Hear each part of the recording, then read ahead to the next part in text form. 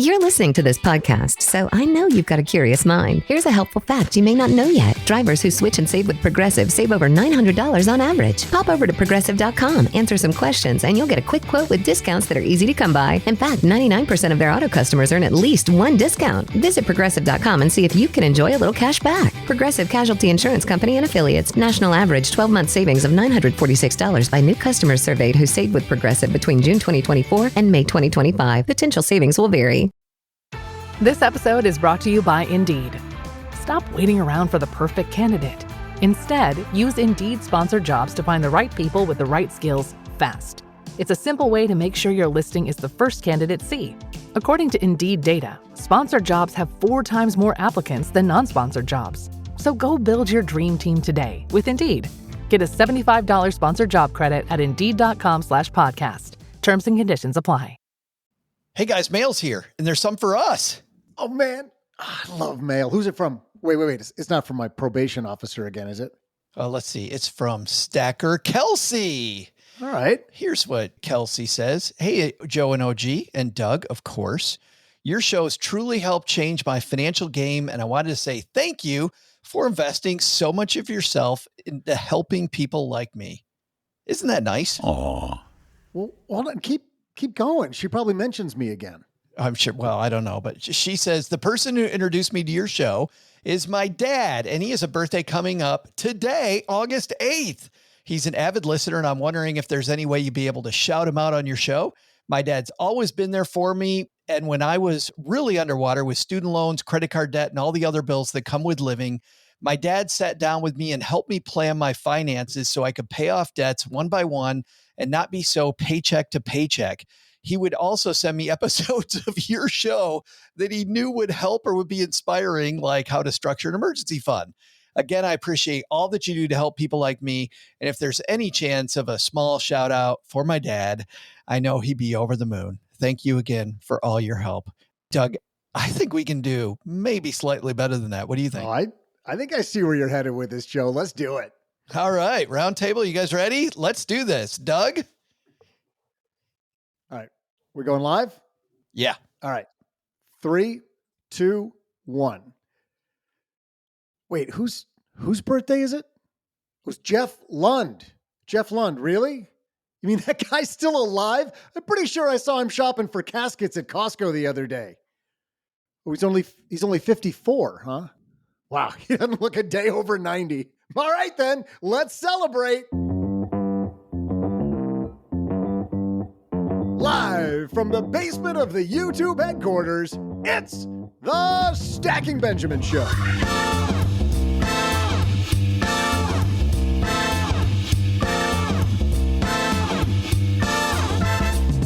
I'm Joe's mom's neighbor, Doug, and on this special Jeff Lund's birthday episode of Stacking Benjamins, it's time to ask our panel, are you in or are you out on some of personal finance's most controversial topics?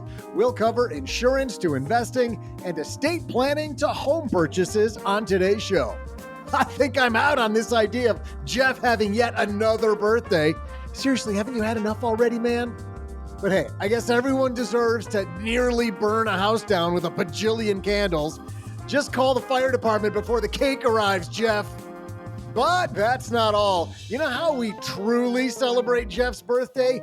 We dive into our year-long trivia challenge.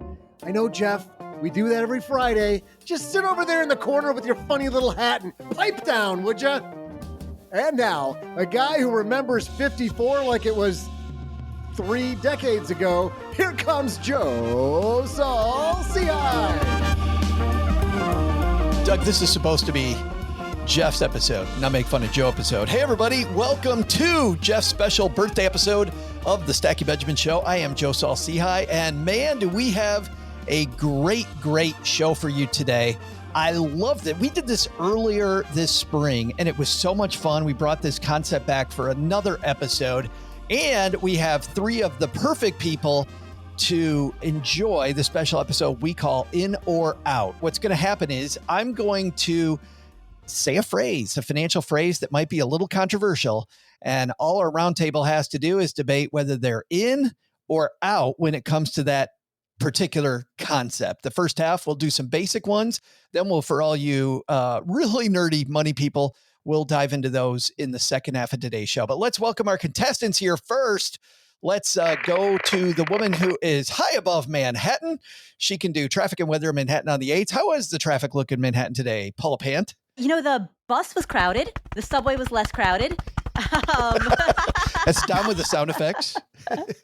I don't know about the actual highway traffic because I don't experience that. But the bus was crowded today. And that's traffic and weather from the Paula Pant. And in Rochester, New York, we go to the man on the scene there from Personal Finance for Long-Term Investors. Jesse Cramer's here. What's going on in Rochester, my friend? Things are good up here. It's very hot. We've had a very warm stretch of weather. Question, are we working with Jeff with a J today or Jeff with a G-E? What do you remember Nate Bargatze on playing George Washington when he's like, there's two ways to spell Jeff, the regular way and the stupid way? We're playing with the regular Jeff today. The regular Jeff. Cramer. Yes. But I don't know, Jesse. I heard Jeff is so foo-foo, though, that he could be the special, the G. It makes a big difference. I think, I was talking to Don and Paula offline, and we were kind of talking about what we were going to bring to the table today. And that was one of the big kind of differentiators, one of the forks in the road that determined which way we take this episode was which kind of Jeff we were dealing with. Jesse Cramer, Jeff with a G. Are you in or are you out? Out. And there goes all the Jeff with the G's. And let's head down to Celebration, Florida, because the guy that we celebrate every time he comes back on the show, the man with the golden voice, the guy behind Talking Real Money, our great friend Don joins us. What's up, man? Well, I can't tell you how jeffed I am to be here. I am jeffed up. I am just jeffing, so jeffing happy to be back. I just want to jeff up and down. Dang it. Oh, now, my. don't let me get jeffed up, please, because, I can get a little jeffy here. Thank you for this opportunity to share my inner jeffing. It is a big day, Don. Hey, speaking of big days, it's always a big day when a new episode of Talking Real Money comes out. For the people that haven't heard your frequent appearances here, what goes on at Talking Real Money, my friend? Oh my gosh, today's episode was really unique. I put up an episode when we did this, like a week ago, Monday. I don't remember when it was. It was a day or two, where literally I did the whole episode with ChatGPT. And we talked about jobs and what in the heck you can do as she's going to take them all away from you. No, Don. What we described on Stacking Benjamins is she's not going to take them. The people that understand her are going to take them. Right. And that's kind of what we talked about, how you can be one of the people who understands her before you're one of the people who is unemployed because of her or is maybe jeffed. Yeah, it's coming. Well, we got a great topic coming today, a big show. We're going to cross all the different areas of financial planning on today's show. So sit back and relax and ask yourself if you're in or out on these. We're going to get to that in just a second. But first, we have a couple sponsors that help us keep on keeping on. And you're not going to pay a dime for any of this goodness. So we're going to hear from them. And then Paula, Jesse, Don, Doug, and I celebrating Jeff's birthday, figuring out if you are in or out on some of life's biggest financial conundrums. You may not know that when we started Stacking Benjamins, it was a blog. And even then, just the startup cost, I remember thinking, is this the right thing? And what if I write things and nobody comes, right? Well, luckily, that didn't end up happening. But starting something new isn't just hard. It's terrifying. There's so much work. You're not sure whether it's going to work out. You're not sure if anybody's going to read it. And then we change it to a podcast. Is anybody actually going to listen, right? What if nobody wants all the stuff that we have? Well, had I used Shopify, it would have been even easier because with their expertise, their helpful tools, and their easy to use platform, that's something that would have made Stacking Benjamins more effective much more quickly. Shopify is the commerce platform behind millions of businesses around the world and 10% of all e-commerce in the U.S. Names you've heard of like Heinz and Mattel, Shopify, Gymshark, Aviator Nation, Allbirds, also all Shopify. Get started with your own design studio with hundreds of ready-to-use templates. Shopify helps you build a beautiful online store that matches your brand style. And best yet, Shopify is your commerce expert with world-class expertise in everything from managing inventory to international shipping to processing returns and beyond. And did I mention that iconic purple Shop Pay button? It's used by millions of businesses around the world. It's why Shopify has the best converting checkout on the planet. It also helps boost conversions, meaning less carts going abandoned and more sales for you. So you're stacking Benjamins much more quickly. Time to turn those what ifs into with Shopify today. Sign up for your $1 per month trial today at shopify.com/SB.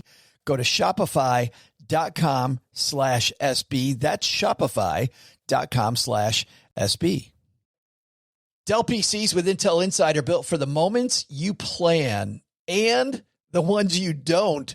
They're for those all-night study sessions, the moment you're working from a cafe and realize every outlet's taken, the times you're deep in your flow and can't be interrupted by an auto update.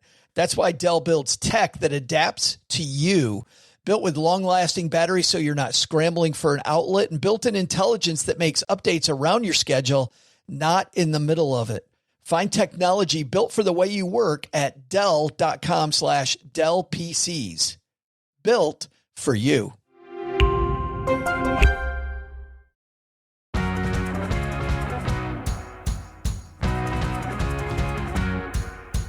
All right, guys, let's start this birthday party. Paula, let's start with you. And let's start with beginning stackers. You know, Kelsey was talking about how her dad helped her so much, but let's say that you get to help the stackers instead. So let's say you're helping a brand new stacker. Mm-hmm. Are you in or out, Paula Pant, on this statement? When you begin life on your own, you should live a cash-only lifestyle and stay away from credit cards. Paula, are you in or out? I am out. Oh, wow. How come? I am a big believer in credit cards. You get consumer protections, you get rewards. If you use it functionally as a proxy for a debit card, you can... Jesse's losing it right now. Trying hard. For people not with us on YouTube, going to say hello to Paul on YouTube. I'm not sure who else is here with us. All those cats in her lap. But we do. We have a friend who is playing with us today. This is Azra. Yes, Azra is hugging the camera today. All right, yeah, Azra will stand in for me. So you get consumer protections, right? If you buy something and you later have a dispute with a merchant, you can use a credit card to file a merchant dispute. You get rewards based on your credit card. You can get airline miles. You can get cash back. And if you use it like a proxy for a debit card and even pay it off every week, couple times a week even, you get all of that without any risk of running it over. Jesse, I remember in Susie Orman's first book, one of my favorite Susie Orman's lines is, you need to learn respect for the dollar. Like, you need to just learn about cash. And when Paula says, if you use it like a debit card, but that's a big if. I mean, we're talking about credit. So Jesse, are you in or out? I'm going to say out. Now, just what you just pointed out there, Joe, and I think this is in honor of Azra. If you guys remember the movie Anchorman, remember Sex Panther, like Azra, a big Sex Panther? 60% of the time it works every time. And I think there's some percentage there where it's for credit card users, it's like, I don't know, 80% of credit card users can use a credit card responsibly from day one, and it's perfectly fine for them to be using credit cards as part of their kind of day-to-day finances. But then there's that minority. I think my gut feel is it's a minority of people who, for them, they probably should have never touched a credit card to begin with. And for them, a cash-only system from the start would have been better. My gut instinct is not to throw the baby out with the bathwater and to say that it's okay to start with credit cards kind of in your day-to-day finances from the start. And if you trip up a couple times, hopefully you learn from your mistakes and improve moving forward. I don't know. Is that a minority of people? Because Don, it took me 10 years. Yeah. It took me 10 years. So are you in or out on this one, Don? I'm more of an or. Can I have the third choice? Or? Oh, no. You got to be in or out. I'm going to cop out. I'm a cop out. I really, truly believe that it is the majority of young people who have a very difficult time responsibly using a credit card. And by the way, it shouldn't be credit cards plural if you're going to use one. It should just be one. It's complicated enough. And it should be the one that gives you the most bang for no buck. the most points or whatever you're getting for it. But the fact of the matter is, I really, truly believe, and this is from having done a financial show now going on 40 years, most people are going to run that up because it's just too easy to do it. It feels like play money. So if you can use it responsibly, then I'm in with Paula. But I don't believe that most folks in their 20s at least have in the past been able to effectively use credit as a very powerful and, again, as Paula alluded to, protected tool. Well, and Robin hanging out with us in the comments says, totally agree with Paula. Credit cards aren't bad if you use them responsibly. So Jesse, when your young one, I know we're a little ways away from this, right? But how are you going to teach them how to use credit cards responsibly? Because I think that's really what parents, need to do if they're going to use credit cards.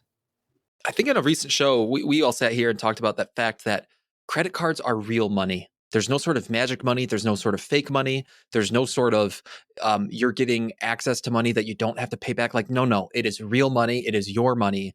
And if your brain can't quite comprehend that fact, you need to somehow train yourself to really internalize the idea that it's real money and you need to pay it off at the end of every month. There's nothing magical going on there.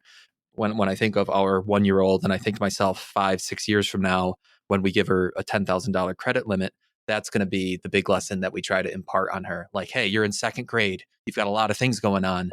Use this responsibly, So I think you can't have a cell phone yet, but damn it, you can have a credit card. Absolutely. It's just good parenting. Right. We're trying to get on Visa's good side here. I just think to myself, just the last thing I'll say is I was talking to Jeff offline and he was saying that's when he started his kids 7, 8, 9 years old. So I'm following in Jeff's footsteps. It's all Jeff. I think Jeff is doing it right. I do think teaching your kids about credit, if you're going to give them credit cards, I think it needs to be coupled with some education. Because, and my parents, I don't want to shame my parents. I go, damn, my parents to give me the education. No parents give that education. I think it's more of systemic than Joe's mom and dad. Let's do another one. Let's stick with you, Jesse. Starting out again. Let's go back to the stacker starting out. Are you in or out on this statement? You should delay buying a personal residence as long as possible when you're just starting out. Are you in or are you out? I am in on the way that you phrased that, Joe. I am in because one of the fundamental questions that I tell people they need to ask themselves when they're determining whether to buy a primary residence is you have to feel really confident in the duration of time that you plan on living there. The trap that some people can fall into is like, oh, I just finished grad school and I just got a job out in Denver and I've been here a couple years and I don't know what else to do. So I'm going to go buy a house now in suburban Denver.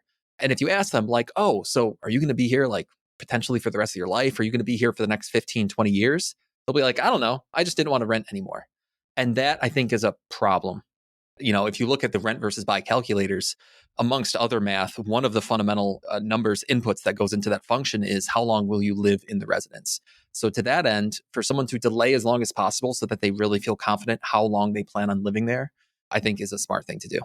It is hard to know how long you're going to live in a place. And yet, Don, we hear all the time, renting is throwing money away. We hear that. So Don, you should delay buying a primary residence as long as possible when you're first starting out. Are you in or out? I'm with Jesse. I am way in, because I think the math is misleading. And I also think that there's a giant lobby that is pushing the whole idea of homeownership, the real estate lobby, the National Association of Realtors.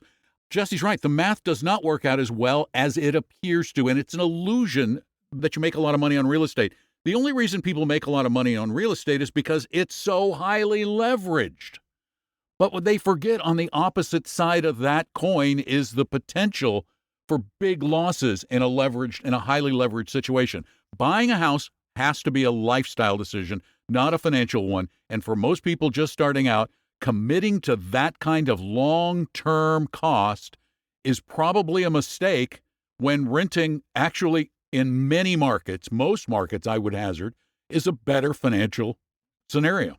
Yeah, it's so interesting, just the difference between personal real estate and investment real estate. Just, I chose this house not because it's a great investment, but because it's a place I'm going to be long term. And I enjoy it.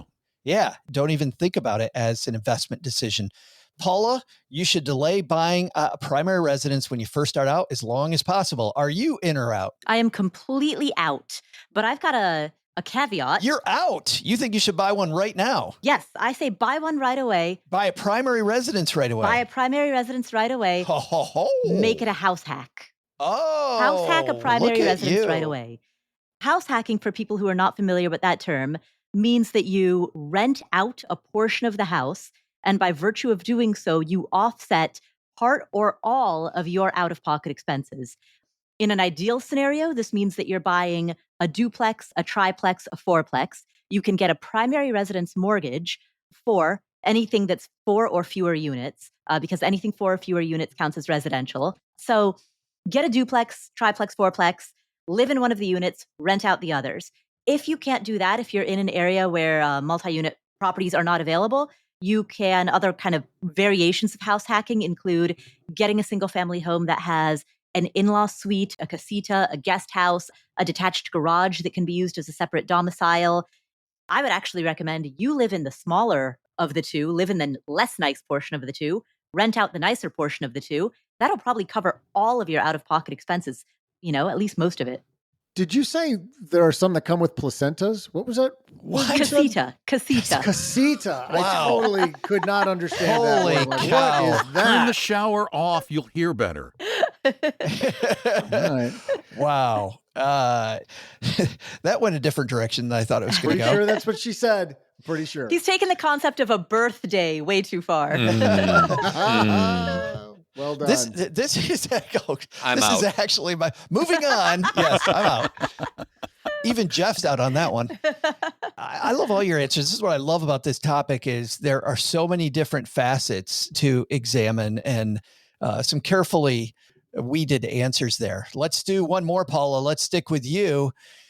Are you in or out on this one? Don't insure anything you have the money set aside to cover yourself. I'm in. I'm totally You're in on that Mhm. one. I'm How in come? on that one. Insurance, I think, is best for low probability, high magnitude events.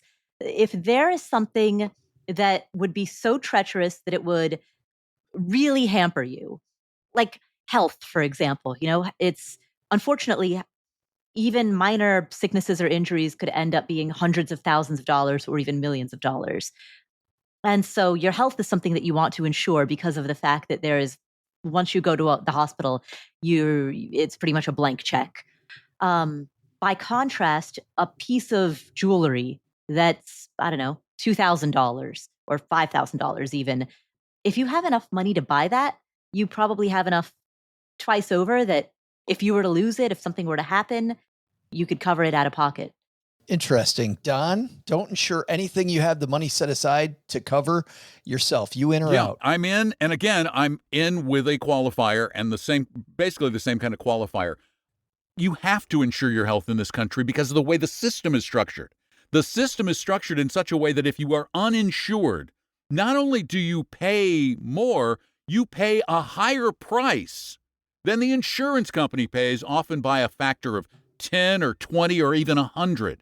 So they're getting a big discount. They're getting a big discount. So this is the medical insurance system in this country is such a mess, but we can't fix that here. And the other qualifier is unless you must have that insurance. And that applies to a car on which you have a loan, a house on which you have a mortgage.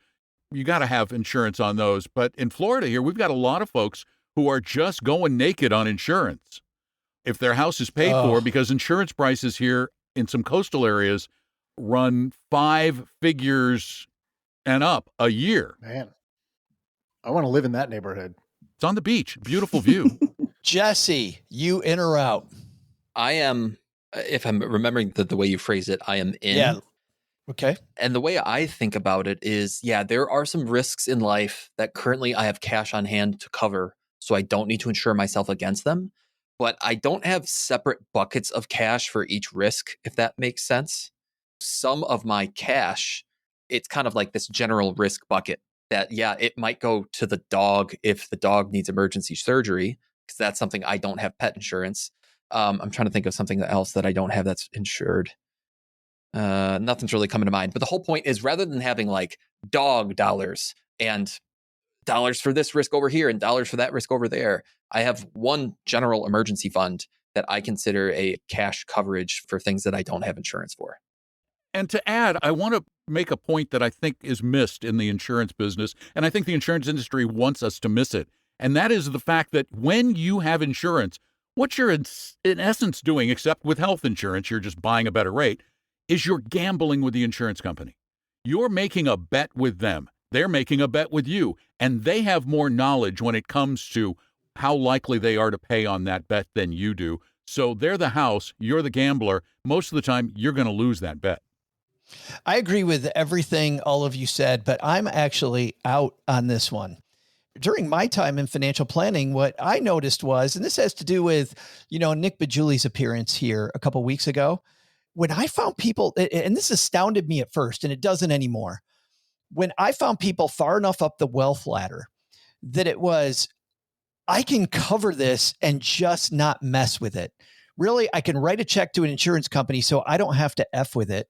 Or I take this risk myself, forget it, write the check. I would much rather write the check than mess with it.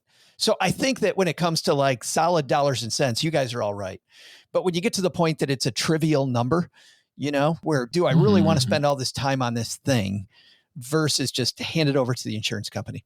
I saw people do it and I didn't blame them. I was like, oh yeah, looking at your life, just write the check. So really, really interesting. You're saying insurance is just logistically easier for them? They would rather carry insurance than deal with the costs when an event happens? 100%. Got it. Yes. Got it. Okay. And not have all these little sinking funds sitting around to remember, okay, I got this for this. I got this for this. I get that. Forget it. I'm just going to write a check. But you got to be a ways up the wealth ladder. I think we went from, Jesse, talking about people starting out, right? I think if I'm starting out, the rule to learn is what all you guys said. I think when you get to the far side of it, though, there's a whole different set of rules that we play by. Speaking of that, let me ask you this one, Jesse. How about this? Are you in or out? Hiring a CPA is a waste of money for most people. Out. I'm out.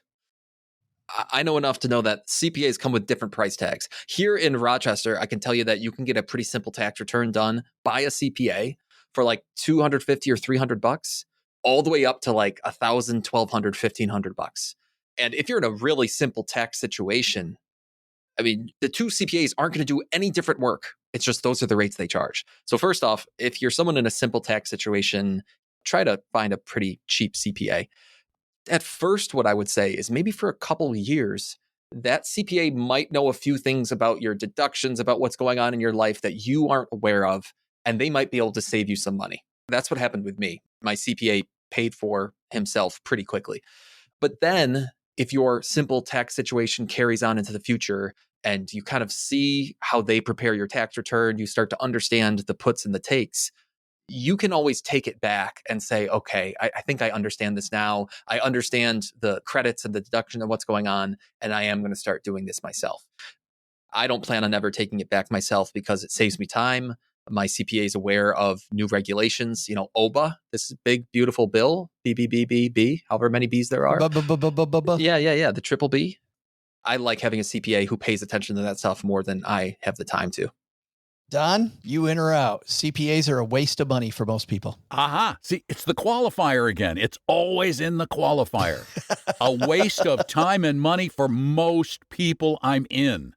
Because we're talking about most people. The vast majority of people in the United States of America have no opportunity, and they never will, to take anything more than the standard deduction when they do their taxes. And there are no other accounting services that they need in their life. None whatsoever. And I know I'm going to make accountants mad, but one of the industries that is going to be the most rapidly commoditized in the United States and taken over by AI is accounting. Man, I don't think so. I think that personal touch matters so much. But I also agree with you, Don. I'm actually also in on this one. However, I think that when you get to the point that you need one, not having one can screw you so quickly. Again, the qualifier was most people. Yeah. Somebody in a high bracket, somebody with a very complex portfolio with state issues, all those things. That's when you start needing an accountant who knows all of the intricacies of the tax law. We got a lot of stackers hanging out with us right now. Shane, I love my CPA. Eddie, hiring a CPA is necessary. Paul, I'm a CPA and I have a CPA. Kay Sands, I love my CPA. Paula, hiring a CPA is a waste of money for most people. In or out? Given that the statement is most people, I'm in. But I think that the majority of this audience, the majority of people who are listening to Stacking Benjamins, should get a CPA. That's because the profile of people who listen to Stacking Benjamins is not reflective of the majority of people. Yeah. I think to your point, Paula, most CPAs would tell you that they don't want to have their time wasted with people, Don, to your point, taking the standard deduction. Yeah. One of my tenants is a single guy who works at, he's like a line cook at like a Buffalo Wild Wings. What would he need a CPA for? Yeah. You know? Yep. Agreed. Single dude, renter, works a restaurant job. Unless there's something that I don't know about, I don't see any reason why he would need a CPA. We've got a healthy discussion going on here on YouTube. If you want to join us on YouTube, we're here now Monday afternoons. We changed the day, so come join us at 3:30 Eastern time ish.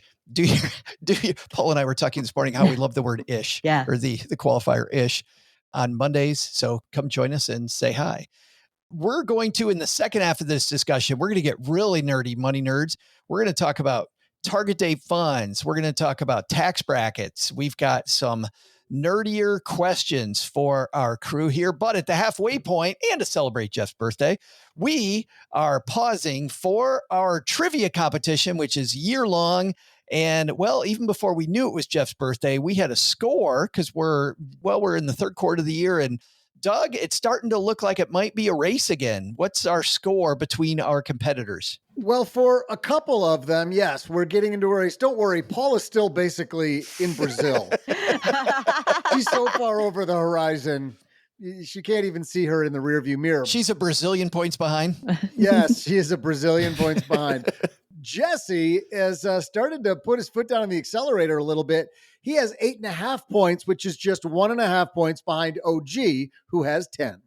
Don, you're playing on behalf of OG today, which is good news. So Jesse's going to totally catch up. Because you're playing on behalf of our leader, Don, you're going to be guessing first, but you also are the leader. So yeah, no pressure. Okay. No pressure. Other than lots. All right, Doug, bring it. Everybody needs a trivia question. What are we doing here? Hey there, stackers. I'm Joe's mom's neighbor, Doug, and today we're featuring the Great Birthday Robbery. Seriously, who said that Jeff could steal an entire episode? Wait, does he have something on Joe's mom? I smell blackmail down here or something. But it turns out Jeff shares his birthday with a ton of other celebs. For one, it's also the birthday of U2 guitarist The Edge, who can jam birthday songs for Jeff all day long, I'm sure. It's, let's see here. It's also the actor John Holmes's birthday. That's weird. I wonder why they put actor in quotes. I mean, John Holmes, he's a super talented guy, right? So I guess he and Jeff have two things in common. No. I mean, that's the word on the street. But here's one. Since Jeff's pretty much hijacked this show, let's focus on another robbery. This one was called the Great Train Robbery and happened on today's date way back in 1963. The thieves were probably thinking ahead, stealing a ton of cash, so they could afford all the candles for Jeff's birthday cake. These armed bandits raided a train in Great Britain and stole a bunch of money. I mean, a bunch of money. Oh, how much was it? It was so much that it would nearly fund Jeff's long-term care for a couple of weeks. I mean, it was a ton of money. How much was it? Okay, now you're picking up what I'm laying down. It was so much. When Jeff heard the number, his dentures nearly fell out again. We just got him glued back in after last year's inflation report. But more than any of that, it was the most money anyone ever stole during a train robbery. So your mission today, panelists, how much money did they steal in British pounds? I'll be back right after I finish up this birthday card to Jeff. Hey, Paula, asking for a friend. How do you spell reprobate? Careful, Paula. All careful. right, stackers. Don, you're going first. Yeah. We've got Jeff's, not just Jeff's birthday, but the Great Train Robbery. How much money in 1963 pounds? Pounds. Did they steal? I don't have to do the conversion to dollars. No conversion today. When it was 1960s. I mean, 63. I know of it. It was like a very famous thing. I'm old, so I know about old things, but I was only 9 years old back then. So I think there was a movie or something too, right? Yeah. I think there was. There was a movie. And for some reason, I was going to say like 10 million, but I think since it was 63, it's got to be less than that. So I'm going to go like 2, 3, 4, 2, 3. I'm going to go 2 million. I'm going to go 2 million pounds because it's probably more in dollars. 2 million British pounds. I'm just guessing, OG. I'm sorry. Jesse, what do you think? I'm going to go higher. I'm also going to ignore what Eddie wrote in the chat because Eddie's got Google out there, but I think Eddie's just throwing a wild guess. Oh, what? Wait a minute. Oh, there's guesses in the chat. Come on, man. Don't look. No. I know. Not cool. All right, I got to change mine now. No, you're not allowed to, Don. Because I'm looking at the chat. You're out. My thought was, thinking about just the rate of inflation, it was 62 years ago. And that, I'm thinking about how often based on a rule of 72, blah, blah, blah, blah, blah. It's probably money was probably worth 10 times less then. And so I was thinking to myself, well, if $100 million, $200 million would be a lot today, let me divide that by 10 or $20 million today. So I'm going to say 15 million. $15 million. I'll go with pounds. I'll go with pounds. Or 50 million pounds, Yeah, pounds. Yeah. Sorry. Oh, we have to do the conversion. Yeah, hold on. Yes, 15 million pounds. Paula, you got 2 million and 15 million. Oh, geez. Okay, so I could take the under, I could split the middle, or I could take the over. Gambler. I know, right? Oh, you're good at this. I love how Paula lays out all the obvious things. I can either go under in the middle or above, Don. Yeah, but she said it in gambling terms. She did. I'm tempted to split the middle, but only because there's been price anchoring. I'm going to just take the over. I'm going to take the over, 15.0001 pounds. All right. And we are locked and loaded. Don's got 2 million. Jesse with 15. Paula with 15.0001. Who's going to win it? We'll be right back and find out. Insurance isn't one size fits all. That's why drivers have enjoyed Progressive's Name Your Price tool for years now. With the Name Your Price tool, you tell them what you want to pay, and they'll show you options that fit your budget. So whether you're picking out your first policy or just looking for something that works better for you and your family, they make it easy to see your options. Visit Progressive.com. Find a rate that works for you with the Name Your Price tool. Progressive Casualty Insurance Company and Affiliates. Price and coverage match limited by state law. What would you do if your online store converted 36% more shoppers? You could take 36% more vacation. Another pina colada? Yes, please. Open a new retail location with 36% more square feet. Fantastic. Hire 36% more help. You're hired and you're hired. Shopify has the world's best converting checkout, up to 36% better than other e-commerce platforms. What you do with those extra sales is up to you. Switch to Shopify today at shopify.com/listen and get a $1 trial. Shopify.com/listen. Did you know Fast Growing Trees is America's largest and most trusted online nursery with thousands of trees and plants and over 2 million happy customers? Whether you're planting fruit trees, adding privacy, brightening things up with flowers, or bringing in houseplants, Fast Growing Trees has it all. Even better, they can help you find options that are right for your climate, your space, and lifestyle. Click Order Grow. Every plant arrives healthy with the Alive and Thrive guarantee straight to your door. So if you're ready to get planting, this is the moment. Right now, they have great deals on spring planting essentials, up to half off on select plants. And listeners to our show get 20% off their first purchase when using the code WWO at checkout. That's an additional 20% off. Better plants and better growing at fastgrowingtrees.com using the code WWO at checkout. Fastgrowingtrees.com, code WWO. Now's the perfect time to plant. Let's grow together. Use WWO to save today. Offer is valid for a limited time. Terms and conditions apply. Go to growingfasttrees.com for details. Don, you started off with 2 million pounds. Jesse and Paula said, nay. We think it's a lot more than that. It is the greatest train robbery of all time, Don. Yeah, I know. I think I went low. I know. I'm sorry. Jesse, you feeling good at 15 million pounds? I'm feeling okay. This one, I don't have a real clue. I don't have a clue. Paula, you're blue sky at 15.1. Yeah. I still kind of feel like I should have just split the middle. Well, let's see who's right. Doug? Hey there, stackers. I'm expert Jeff Roaster and guy who loves all Jeff's stories about train robberies in the old days, Joe's mom's neighbor, Doug. Seriously, the amount the robbers stole during the Great Train Robbery was so much, Jeff nearly spilled his Metamucil. Again. But the question was, how much was it in British pounds? Well, the number you were all looking for was 12.41 million less than Paula, 12.4 million less than what Jesse guessed, and just 600,000 more than what Don/Prince of Darkness OG guessed. I know it. Don, you screwed this up royally. Because the correct answer is the equivalent of about $7 million or 2.6 million pounds, making he who shall not be named our winner. Oh, man. Don. Wow. I am so Jeffed right now. I am just Jeff. Yeah, you kind of Jeffed us all. Yeah, I guess I did. Except that guy whose initials you won't name.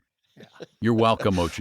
You're welcome. We also forgot to remind the studio audience about fan interference. Yeah. And well, that's okay, because I was going to go with 62 when I...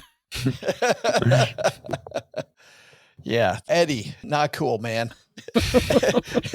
And he pops it right up there.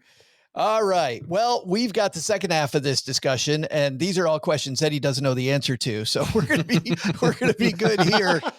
Let's start off with this, Don. I don't think I've gone to you first yet, my friend.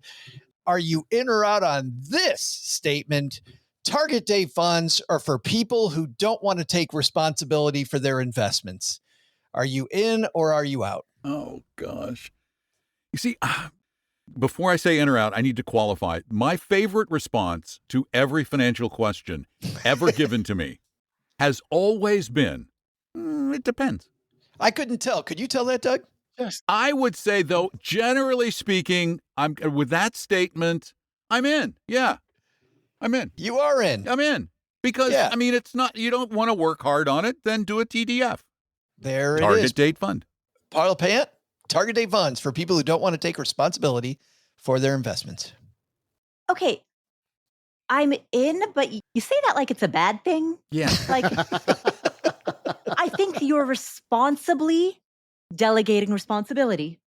Wow, that was a really good answer. Oh, I thank you. Oh, thank you. I like that. Responsibly. I like that. So I'm going to take that and steal it. I think target date funds are a responsible way to delegate the responsibility. Jesse, target date funds are for people who don't want to take responsibility for their investments. Are you in or out? I listen to the show a lot, Joe, and I'm pretty sure you don't have a sponsor who's like a meal prep sponsor, do you? I do not. Not at this particular time. I know there's a bunch of them. What's the? I'm not against them. What's the really popular one called? Blue Apron. Blue Apron, right. HelloFresh, yeah. Yeah, HelloFresh. I liked Factor. That was good. HelloFresh, right. That's the way I see this question. Is like, if you're responsible enough to be like, okay, I don't have time to grocery shop. I eat too much junk food. I'm just going to get HelloFresh or Blue Apron to send me the food that I am then going to eat. Is that you taking responsibility, or is that you saying, I don't want the responsibility? And just like Paula said, like, it's kind of both. You're responsible enough to say, I'm going to outsource this to someone who knows what they're doing. And that's the exact same way that I see target date funds. You young whippersnappers give great answers. Target date funds, the HelloFresh of investing. That's it. That's it. Exactly right. So, portion out my chicken for me. Send me the cream that I need to add to these mashed potatoes. And then, I'll eat the asparagus and send it for two because I got to make dinner for Jeff as well. And just that's that. Do one of the positions in the target date fund always come like ruptured and leaking over all of the rest of the funds inside the target date fund that you're a part of? That's the cream he was referring to. Yeah. Target date funds. I think they're for nobody, but we will move on. Next up, let's start with Paula. How about this one? If you drive an old car, skip comprehensive auto coverage. It's not worth it. In or out? I'm in. I am in. I was about to give the caveat of unless you are in such a dire financial position that a car accident would be like, Oh, interesting. Yeah. Devastating. Yeah, financially devastating. Mm-hmm. In which case, use it as you're saving, like just to get you through. That would probably be my caveat. But otherwise, as long as a car accident wouldn't be completely financially devastating, then yeah, I'm in. Don, I think she's playing your card of it kind of depends. Well, yeah, and I'm going to say I'm in unless you own a rare antique Ferrari, something like that. Maybe you should have comp on that. Car, sure. Because it's going to cost a lot of money to fix it. Otherwise, what a waste of money. Just comprehensive. It's expensive. And, your car already looks like crud. Let it look more Jeffy than it was. Look more Jeffy. Jesse, you in or out? I think I'm in. Right? My understanding is there's some arrangements where like you have to have comprehensive on it. Like I think if you still only with a loan. Correct. Only If with it's a a loan, if you're financing it in any way, right? If you're leasing it, you have to have comprehensive on it. But yeah, once you're past that point, for most people, for most of our audience, I don't think it's going to be worth having comprehensive after that point. All right, stick with you, Jesse, for the next one. Are you in or out? You should never contribute to a traditional 401k if your tax bracket's under 22%. There's a nerdy one. Yeah, that's a really nerdy one. I'm definitely out on that because it's not about, okay, here's the analogy, right? A lot of people are familiar with the 4% rule. They're familiar with retirement planning in some way. And they'll be like, oh, I'm earning $200,000 a year. How much do I need to save for retirement? Well, that's only one part of the fraction. Fractions have a top and a bottom, a numerator and a denominator. It's not just about what you earn. It's also about what you spend. And similarly, when you're making a determination on whether to contribute to traditional or Roth, it's not just about what your tax rate is today. It's also about trying to understand what your tax rate will be in the future. So if your tax rate's 22% today, but in some future state, you're like, yeah, I'm in my highest earning years and I'm going to be a pretty frugal person in retirement and I'm going to be in the 10 or 12% tax rate then. Well, then you want to contribute to a traditional account today. Save the 22 cents on the dollars that you can because you're only going to pay 10 or 12 in the future. So I am out. Is that what I said? I'm out. You are out. Yeah. You said it. Makes it sound like you think it could be a good idea. Yeah. Paula, you in or out? I am also out, but my reason is much simpler. If you get a match, put your money into a traditional 401k. What if you can still get the match and get the Roth, though? Oh, Instead of the traditional. I generally bias towards Roths no matter what, regardless of what tax bracket you're in. So yeah, my overall bias is pro Roth unless there is a compelling reason otherwise. I have no objection to putting money into a traditional regardless of your tax bracket. Don, in or out? Well, given all the Jeff and qualifiers in there, the never and the 22%, I'm going to have to say I'm in, basically, because I hate trying to predict the future. To Jesse's point, I get it. If I think I'm going to be in a lower bracket in the future, lower than 22 today, which is not a really high bracket, then yeah, it makes sense. But the reality is I don't know what my bracket's going to be in the future. And I'm going to bet, if I was a betting man, that it's not going to be a lot lower in the future, particularly if I'm a good saver. So I'm going to default to Roth. So therefore I'm in. Last one. Wait, we got Jesse wants to add something. Jesse. The last qualifier that I'll add there is I will say this question, if someone is like 60 and in the twilight of their career and asking this question versus if they're 30 and they're going to retire in 30 years and asking that question, that does make a pretty big difference, right? Because I don't know about you, Don, but if I have to predict tax rates 2 or 4 or 6 years from now, I'm a lot more comfortable doing that than trying to predict tax rates in 20 or 30 or 40 years. So that's the last thing. Are you saying that somebody like Jeff in his 50s is more likely to die soon? Is that what you're saying? No, that's what Doug said. Not having to plan as long? Dude's already got 1 foot in. All right, last one. If you don't have a will by age 30, Paula Pant, you're being reckless. Are you in or out? I am in with that statement, and I will also admit that I don't have a will or an estate plan. That you're reckless. I am right. Yeah, exactly. Both statements are accurate. Paul, you're Jeffing this up. If I pass, all my money goes to Jeff. That is very nice. He's got the verbal right there. You don't have a will, Uh-oh. so this is like a will. Yes, you heard it here first, Jeff. Don, if you don't have a will by age 30, you're being reckless. I'm In or going to out? say out. Out. The reason I'm saying out is because of the year that you threw in there. 30. Not a lot of 30-year-olds have substantive assets, things that complex estates, things that are getting. In fact, a lot of them aren't. They have nobody to whom their money is going to be left. So if they have somebody who's a favorite, then do a POD on your bank account, because that's probably all you have. Or on your IRA or your 401. Do a POD or name a beneficiary. Yeah, POD. Pay on death. Do you know me? No, Jesse, POD. Yeah. we got one each way. Are you reckless or not? You in or out? I'm out. For similar reasons that Don said, when I think of when someone really needs to sit down and put together a will, it's like, do you have to name guardians for who your kids, who will be the guardians of your kids if you were to die? And then, do you want to really spell out very, very clearly where your assets will go, because you either have a lot of them or because you have a unique set of directions for how you want to give assets upon your death. Short of that, it would be nice maybe if you had a will to make everything easier for your loved ones after you die, rather than just leaning upon the state's kind of flow that they dictate, like to your kids first, to your spouse first, kids second, parents third, whatever it may be. But dying with a will at 28 and just being like, oh, my $40,000 in a bank account and one 401k, what happens to that? It's kind of easy, quote unquote, easy for that to get figured out. And it's not irresponsible of you to have that happen to you. Oh, I feel better now. Yeah. Paul, you're not reckless. Yeah. Look at me. I'm not reckless.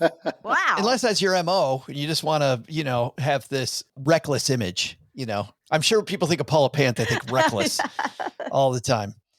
Guys, thanks for playing that game. That is so fun. I love playing in or out. And I'd like to thank everybody who's hanging out with us on YouTube. Tegan is here. Paul with a lot of great stuff. Except Eddie. Don't thank him. Kay Sands, Shane, Mike was here, Jennifer, and a few others. Thank you so much for hanging out. Heavy here with us. Let's find out what's going on where all of you live, because when you finish listening to this show, these contributors of ours, we have Contribute for a reason, because they have awesome stuff they're working on. We'll have our guest of honor go last. Paula, what's going on at the Afford Anything podcast? On the Afford Anything podcast, of course, every other episode-ish, Joe, you join me and you and I talk through a bunch of guest questions, and we have some very good ones. We have an entire Efficient Frontier episode all about how to invest and how to properly price that risk in your portfolios. And Joe, you're Mr. Efficient Frontier, so you really walk us through that. So that is at the Afford Anything podcast. Well, back away, Harry Markowitz. You won the Nobel Prize, but Paula calls me Mr. Efficient Frontier. So there you go. He can keep the hardware. Oh, I should also mention Nick Majuli. Nick Majuli joins us on the podcast as well, talking about the wealth ladder. Yes. And even, if people new to the show and they're like, wait, didn't you just, Joe, interview Nick Majuli? Go listen to Paula's interview, because everyone tells us it's a good 1-2 punch. We interview people in completely different ways. Yeah. So go listen to more Nick Majuli. Let's also listen to more Jesse Cramer. What's happening at the Personal Finance for Long-Term Investors podcast, Jesse? Well, very humbled and proud to report July was our all-time best month on the podcast. And as for new content, just a couple days ago, we released our 8th AMA episode. So that's a good one. Those are always popular episodes. So that's a good one to start your P-Fly journey, as it were, if you're looking to add that to your repertoire. What can we mistake AMAs as? Because Jane hanging out with us, I asked about TDFs, and Jane says, I'm a TDF fan, but I hate NBC's coverage. She's talking about the Tour de France. Oh. I love it, Jane. I thought maybe they were televising the target date funds again. I know. Jeff asked for that. Don, thanks so much for joining us again. So good to see you, my friend. What's going on at Talking Real Money? Well, again, it's so good. I love stacking with you guys. It's so much fun. Talking Real Money is doing what Talking Real Money has done for 2,000 episodes now. Literally, I just looked, and I know I don't have a bunch up. We're over 1,600 listenable episodes right now online. You're about the same place we are then. Slew of episodes. Do you have some that are not listenable? Like they're just too hard on the ears? Yeah, no, I wouldn't listen. I wouldn't listen to Fridays because it was me doing Q&A. Nothing. 1,600 and those other 4, Doug. And then those other 400. What we do is we talk with our listeners. That's what we do almost every show. We take questions on our Saturday show, which is on the radio in Seattle and then turns into a podcast. We take calls there on Saturdays. We take questions that are sent in at talkingrealmoney.com that are both typed and spoken. And so we have some topics and some interesting stuff, and we hate crypto and all that stuff. And we get in trouble for hating crypto regularly with the crypto crazies. Right. But we try to answer those questions that are difficult to get answered without getting misled by somebody. And I think that's what we do best on Talking Real Money, is try and keep investors and savers from being steered into bad stuff. Well, you know, the thing that I think is disappointing about you and your awesome co-host, Tom, is that you guys don't have opinions. If you had opinions, it would be a phenomenal show. I'm sorry, I'm working on it, but I'm a little old to change. Getting up there with Jeff, Don. I'm going to Jeff up my act. I'm going to Jeff it right up. All right. Thank you so much for hanging out with us, Stackers. Doug always brings us home at the end of our episodes. Doug, what are the 3 things that need to be on our to-do list today? Well, Joe, first, and I can't believe I'm about to say this, take some advice from Jesse Cramer. It may be okay. Finally. Wait, what? It may be okay to start off using credit cards in the early part of your financial journey, but only if you were the type of kid who did their homework and practiced piano without being yelled at by your mom and dad. Second, don't forget the wise words of, the words of Paula Pant. Use target date funds if you're looking for a way to responsibly abdicate your responsibilities to a financial bot. But the big lesson? If you throw a birthday party for that dude Jeff, make sure there's a defibrillator, a pudding cup, and someone on standby to explain what a podcast is again. Thanks to Don McDonald for joining us today when Don's not hypnotizing unsuspecting people in the frozen foods aisle with his buttercream voice. You'll find Don prattling on about money over at Talking Real Money. We'll also include links in our show notes at stackingbenjamins.com. He just sneaks up on people and then they just fall over. Prattling might be my favorite word, too. Prattling? Prattling. Thanks to Paula Pant for hanging out with us today. You'll find her fabulous podcast, Afford Anything, wherever reprobates are listening to finer podcasts. And thanks also to the Jesse Cramer for joining us. You'll find the P-Fly podcast wherever you're listening to us now. This show is the property of SB Podcasts, LLC, copyright 2025, and is created by Joe Saul Seahive. Joe gets help from a few of our neighborhood friends. You'll find out about our awesome team at stackingbenjamins.com, along with the show notes and how you can find us on YouTube and all the usual social media spots. Come say hello. Oh yeah, and before I go, not only should you not take advice from these nerds, don't take advice from people you don't know. This show is for entertainment purposes only. Before making any financial decisions, speak with a real financial advisor. I'm Joe's mom's neighbor, Doug, and we'll see you next time back here at the Stacking Benjamin Show.